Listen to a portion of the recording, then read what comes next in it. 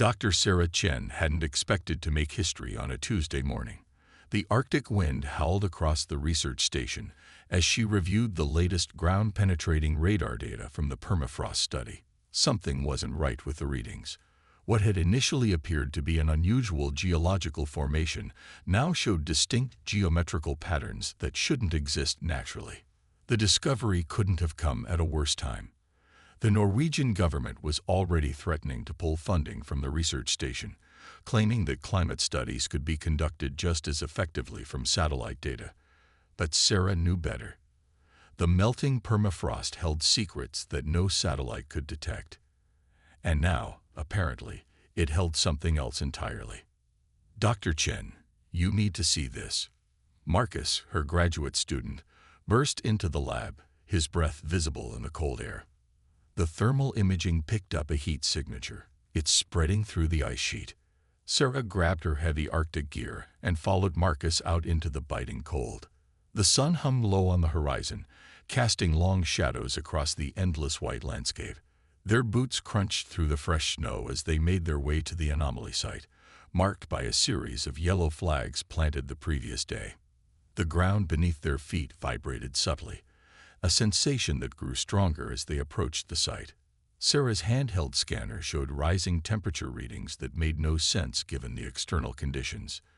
"This is impossible," she muttered, watching the numbers climb. "The heat's coming from inside the permafrost." A loud crack split the air. Sarah and Marcus stumbled backward as a fissure opened in the ice, steam rising from its depths. The ground shifted, and something massive began to emerge from beneath the frozen surface. "We need to call this in," Marcus said, reaching for his satellite phone. But Sarah grabbed his arm. "Wait," she whispered, her scientific curiosity overriding her fear. "Look at the surface pattern." The object rising from the ice wasn't rough or natural. It was smooth, with a metallic sheen that couldn't be mistaken for anything terrestrial. As more of it became visible, Sarah realized she was looking at what appeared to be a craft of some kind. Its hull covered in intricate patterns that seemed to shift and flow like liquid mercury. A section of the hull suddenly became transparent, revealing the chamber within. Sarah's heart nearly stopped as she saw movement inside. A figure was pressed against the transparent section, clearly injured and struggling to stay conscious. The being's features were humanoid but distinctly alien. Its skin had a bluish tinge that seemed to pulse with bioluminescence, and its eyes were large and completely silver. "Marcus," Sarah said quietly, "delete that number you were about to dial. If we call this in, you know what happens next. Military containment, classified research, and this being probably disappears into some black site forever. But the protocols. Forget the protocols. Look at it, Marcus. It's injured. It needs help, not interrogation." The alien's silver eyes locked with Sarah's, and in that moment, she felt something she couldn't explain. A connection, a desperate plea for help that transcended species. The being pressed a hand against the transparent section, leaving a glowing print that slowly faded. "Help me get the medical kit from the lab," Sarah said, already moving toward the station, "and grab the portable heater. Whatever this is, whatever they are, they came here for a reason. And I'm not about to let them die in the ice." Marcus hesitated for only a moment before nodding. "The university is going to kill us for this." "The university doesn't need to know." Not yet. Sarah was already planning ahead. The station's backup generator building was heated but rarely used. It would make a perfect temporary shelter. Sometimes the right thing and the legal thing aren't the same thing. As they hurried back to the station, Sarah's mind raced with questions. Why here? Why now? But one thing was certain. She had just become part of something much bigger than her climate research. The world was about to change, and somehow, she was standing at the epicenter of that change. The alien craft continued to emit a soft hum as it rose further from the ice, steam rising around it like an ethereal shroud. Sarah knew that within hours, satellites would detect the heat signature. They had precious little time to act before others arrived. Whatever happened next would determine not just the fate of their unexpected visitor, but possibly the future of human-alien relations. The backup generator building groaned under the Arctic wind as Sarah worked to stabilize their unexpected guest. The alien lay on an emergency cot, its luminescent skin flickering like a faltering light bulb. Marcus had helped her create a makeshift airlock using thermal blankets and duct tape, keeping the precious heat from escaping the building's main room. "The atmospheric readings are bizarre," Marcus said, checking his tablet. "The air around it seems to be changing composition, becoming richer in nitrogen." Sarah nodded, noticing how the alien's breathing had become less labored since they'd adjusted the portable air filtration system. "It's adapting our environment to match its needs. The bioluminescence must be tied to its vital signs." She watched as patterns of light rippled across the being's skin, forming complex geometric shapes before fading away. A soft chirping sound emanated from a device on the alien's wrist, something that looked remarkably like a computer interface. The being's silver eyes fluttered open, and it spoke in a voice that seemed to resonate directly in Sarah's mind. "The others are coming." The words weren't in English, but somehow Sarah understood them perfectly. "They cannot find me. The fate of two worlds depends on it." Sarah exchanged glances with Marcus. "Who's coming? Why are they looking for you?" The alien struggled to sit up, its movements graceful despite its obvious pain. "My name is Zara. I was a member of the Stellar Diplomatic Corps. My ship was sabotaged during a crucial mission." Another wave of bioluminescence pulsed across Zora's skin, this time in what appeared to be a pattern of distress. Before Sarah could ask more questions, Marcus's tablet began beeping urgently. "Multiple aircraft approaching from the south," he reported, his voice tense. "Military signatures. They must have detected the heat bloom from the ship's emergence." "How long?" Sarah asked, already moving to gather their supplies. 20 minutes, maybe less." Zara's silver eyes widened. "The ship's quantum core is unstable. If your military finds it, the resulting reaction could devastate this region."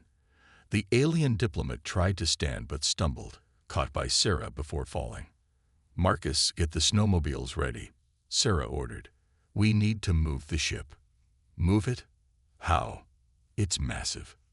Zara's hand touched Sarah's arm, sending a tingling sensation through her body. "The ship will respond to my biosignature. But I need strength and time." Sarah made a quick decision. "Marcus, set up a perimeter of our seismic sensors around the ship. Program them to show normal permafrost readings. I'll help Zara." The next 15 minutes were a blur of activity. While Marcus created a false data screen to fool initial surveys, Sarah helped Zara back to the ship.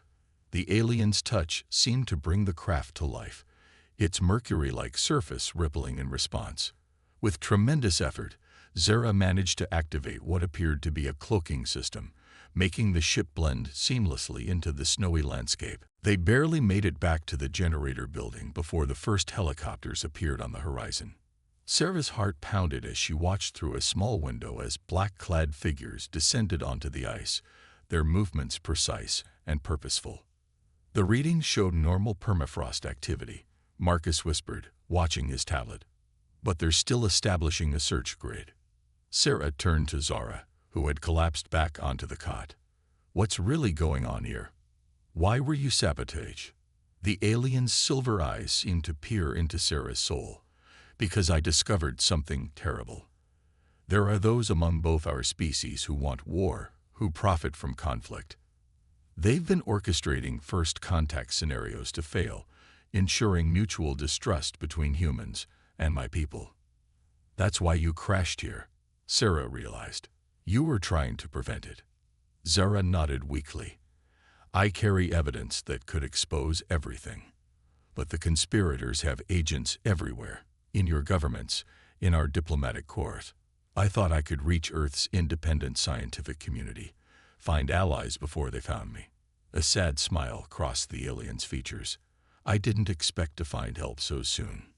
The sound of boots crunching on snow grew closer to their building. Sarah made another quick decision.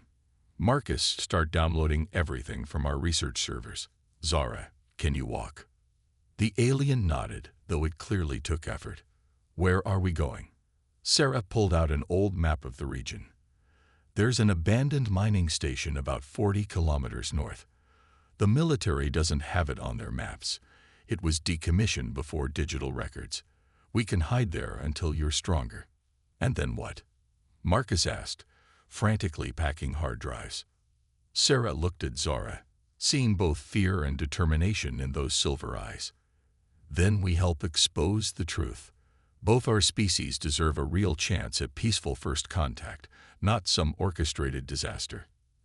As if to emphasize the urgency of their situation, a spotlight swept past their window. They had minutes at most before the search teams reached them. Grab only what we absolutely need, Sarah instructed. We'll take the emergency snowmobiles from the back of the building. The storm that's coming should cover our tracks. As they prepared to flee into the Arctic night, Sarah couldn't help but marvel at how quickly her life had changed. That morning, she had been a climate scientist worried about funding. Now she was a fugitive, harboring an alien diplomat and racing to prevent an interstellar war. The truth, she realized, was like the permafrost she had spent years studying. What lay beneath the surface could change everything. The abandoned mining station emerged from the swirling snow like a ghost, its metal framework thick with ice. Sarah cut the snowmobile's engine, the sudden silence broken only by the howling wind. Behind her, Marcus helped Zara dismount from the second vehicle, the alien's bioluminescent skin providing an eerie glow in the darkness. The thermal signature from your biology, Sarah said, checking her handheld scanner. They could track it. Zara's silver eyes flickered with understanding. My species can enter a form of biological dormancy. It will suppress my thermal output, but she hesitated. I'll be vulnerable, unable to defend myself. Marcus finished unloading their supplies. From what? What exactly are we up against?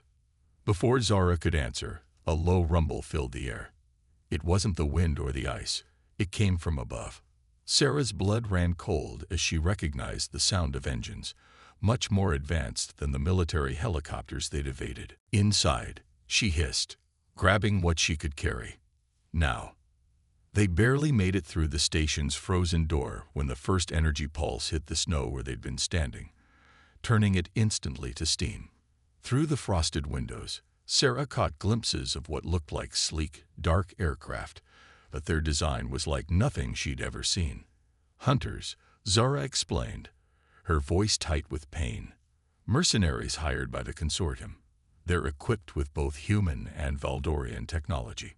Another blast rocked the building. They're not here to capture. They're here to eliminate witnesses. Sarah's mind raced. The mining station had been built to withstand Arctic storms, but it wouldn't last long against advanced weapons. They needed a plan. Marcus, what did you manage to download before we left? He pulled out a hard drive.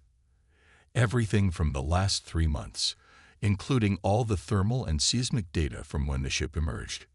He paused. And I grabbed something else. The station's deep band frequency scanner picked up unusual transmissions just before Zara crashed. I thought they might be important. Zara's skin pulsed with sudden intensity. Those transmissions, they could contain proof of the sabotage. Evidence of communication between the conspirators. The building shook again. Dust and ice particles rained down from the ceiling. Sarah made a quick decision. The old ore processing level. It's underground, shielded by layers of rock. We can hold up there while Zara enters dormancy, and you analyze those transmissions.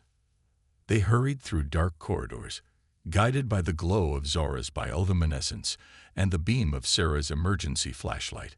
The processing level was a maze of old machinery and conveyor systems, all frozen in time since the mine's abandonment. Here, Sarah said, finding a small control room.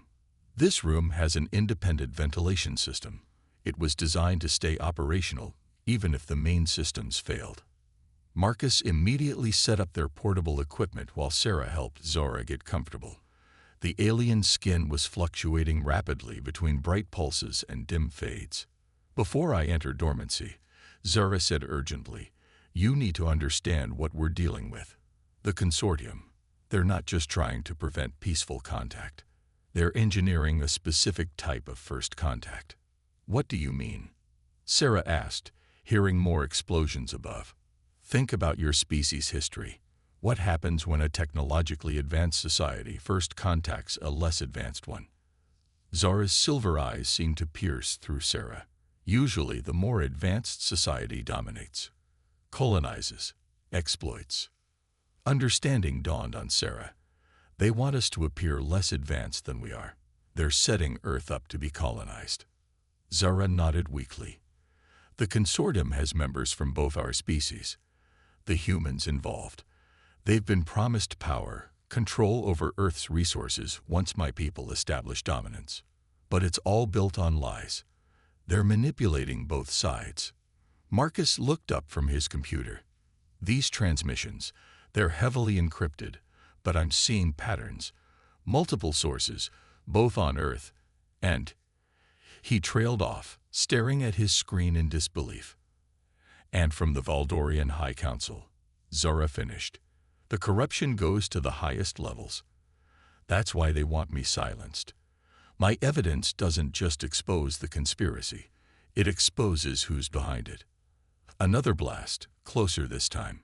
The hunters were systematically searching the facility. Sarah could hear the crunch of debris above them. "How long do you need in dormancy?" she asked Zora. 6 hours minimum. After that, I can help you decode the transmissions. My neural interface can break through the encryption."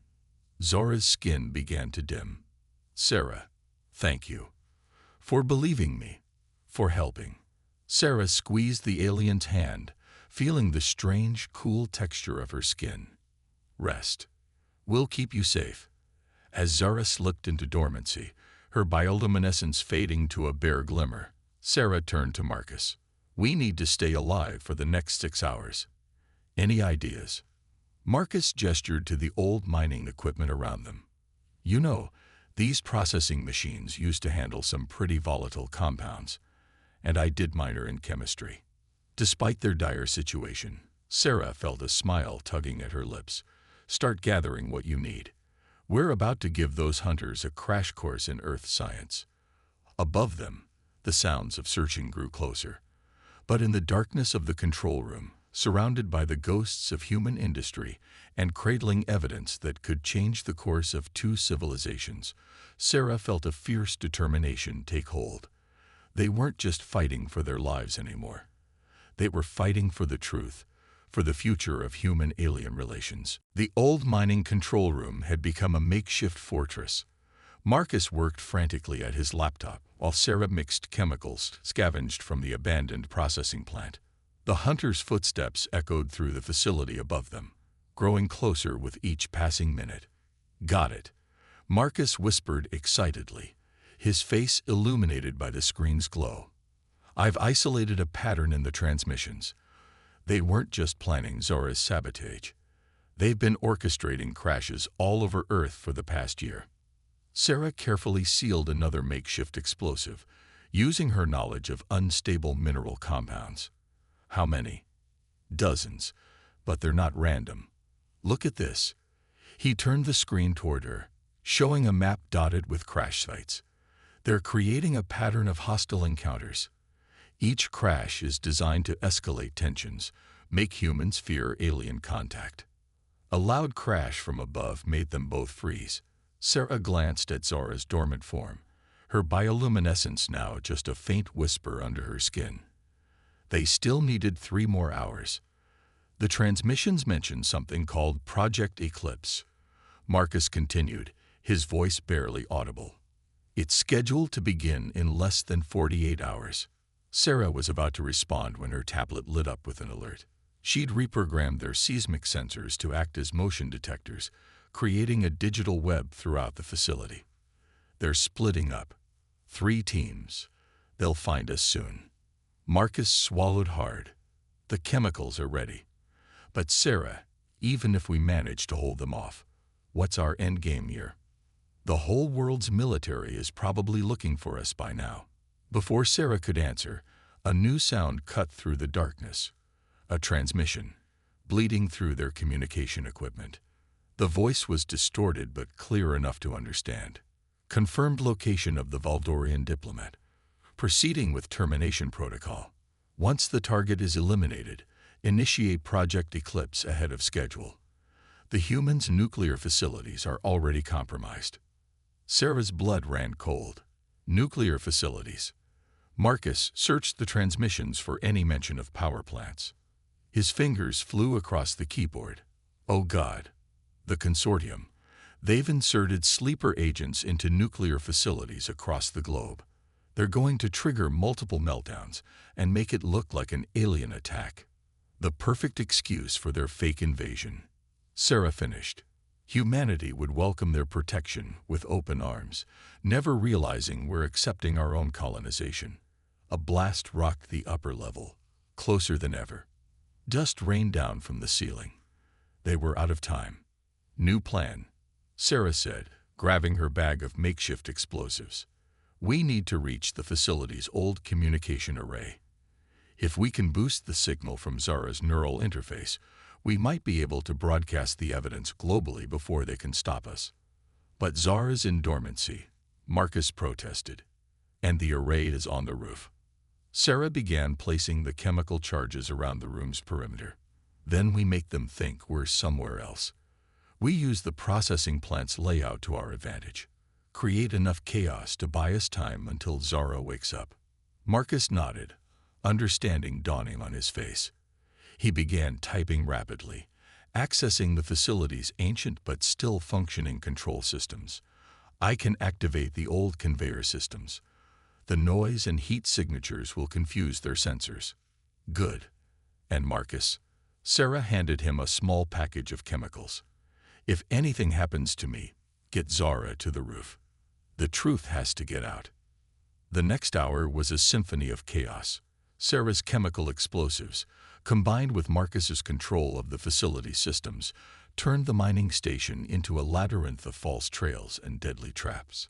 The hunters' frustrated shouts echoed through the corridors as they chased phantom heat signatures and walked into carefully laid ambushes. But they were running out of tricks, and the hunters were getting closer to their real location. Sarah was down to her last explosive when she noticed something strange on her tablet. The seismic sensors were picking up new vibrations, different from both the hunters and the facility's machinery. Marcus, she whispered, are you seeing this? Something's approaching from the north. Multiple signatures, moving fast. He checked his readings, then his eyes widened. Sarah, those are Valdorian ships. But they're not using the same energy signatures as the hunters. A massive explosion rocked the facility, but this time it came from above. The sound of energy weapons filled the air, but now they were directed away from the building. Through the facility's ancient pipes, they could hear the hunters shouting in panic. This is Commander Kira of the Valdorian Defense Force. A new voice crackled through their equipment. We received Diplomat Zara's emergency beacon. To the human protectors, if you can hear this, hold your position. We're here to help. Sarah and Marcus looked at each other in disbelief. On the cot between them, Zora's bioluminescence began to pulse stronger, responding to the presence of her people. Think we can trust them? Marcus asked. Sarah checked her tablet, watching as the hunter's signals began to retreat. We don't have much choice, but just in case, she handed him the last explosive. Keep that handy. The battle above continued as they waited, holding their breath, hoping they'd made the right decision. The truth about Project Eclipse was still trapped in Zara's neural interface, and the clock was ticking down to humanity's engineered disaster. They had found unlikely allies, but the real fight, the race to prevent global catastrophe and expose the consortium's plans, was just beginning. The mining facility's roof had become a convergence of worlds. Valdorian ships hovered in the Arctic air, their advanced technology keeping the bitter cold at bay. Commander Kira, tall and imposing with silver-streaked skin, stood with her security team while Sarah and Marcus helped a newly awakened Zara to her feet. "The consortium's agents are retreating," Kyra reported, her translator converting her words to English. "But we've detected multiple quantum signature spikes across your planet. Project Eclipse is already beginning." Zara's bioluminescence pulsed with urgency as she connected her neural interface to the facility's communications array. "The nuclear facilities. How long do we have?" Marcus checked his calculations. Based on the transmissions, less than 30 minutes before the first meltdowns begin. They're using some kind of quantum encryption to lock out the safety protocols. "Then we work fast," Sarah said, her breath visible in the cold air. "Zara, can you broadcast the evidence?" The alien diplomat's fingers danced across her interface. "Yes, but the consortium's quantum encryption. It's adaptive. They'll block any single transmission channel within seconds." Commander Kira stepped forward. "My ships can amplify the signal, but we'll need to coordinate perfectly. A simultaneous broadcast on all frequencies." Sarah looked at the assembly of humans and aliens, all united against a common enemy. "We need to do more than just expose them.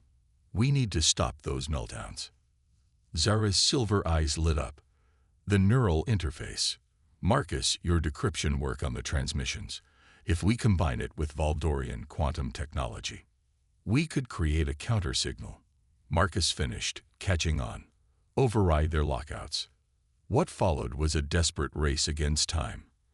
Marcus and Zara worked to merge their technologies while Commander Kira's ships positioned themselves in a precise geometric pattern above the Earth. Sarah coordinated with the Valdorian technical team, her climate science background helping her understand the global energy patterns they needed to utilize. "Quantum signature spikes increasing," one of Kyra's officers reported. "They're accelerating the timeline." "Now," Zara commanded.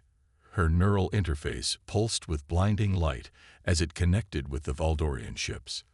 Marcus's decryption algorithm, enhanced by alien quantum technology, surged through the facility's ancient array. The sky above them seemed to ripple as the combined signal burst outward. On screens and devices across the planet, the truth began to emerge.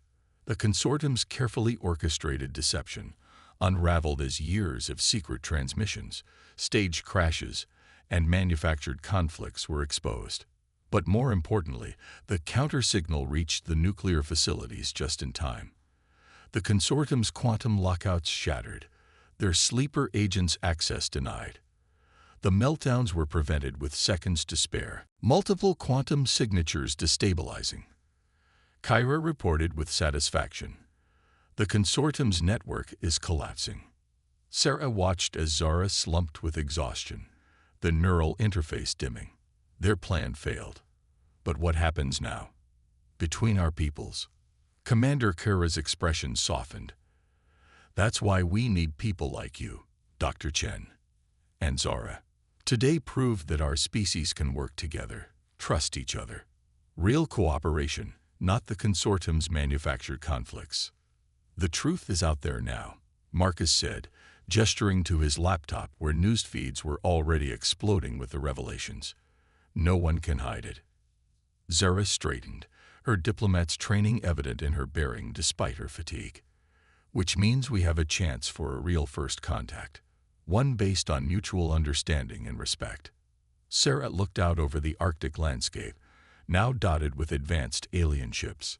The sun was rising, painting the snow in brilliant colors. "It won't be easy.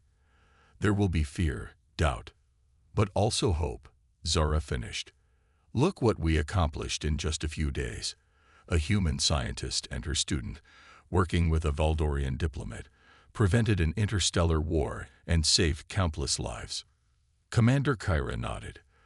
"The consortium wanted to prove that our species could never coexist. Instead, they proved exactly the opposite." As if to emphasize her words, one of the Valdorian ships descended, landing gently on the roof. Its surface shifted, revealing an entrance. "The Valdorian High Council has requested an immediate meeting," Kyra announced. They want to hear directly from the humans who helped expose the conspiracy. Your world's leaders are being contacted as we speak. Sarah looked at Marcus, who grinned nervously.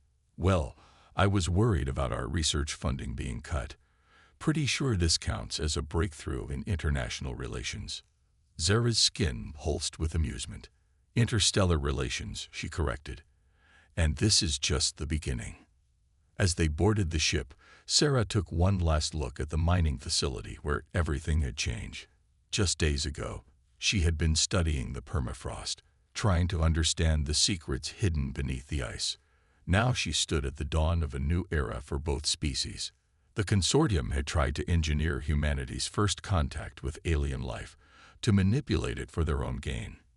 Instead, they had inadvertently created exactly what they feared: a genuine bridge between worlds, built on trust, courage, and the simple truth that in the vast expanse of space, the things that united them were stronger than those that divided them.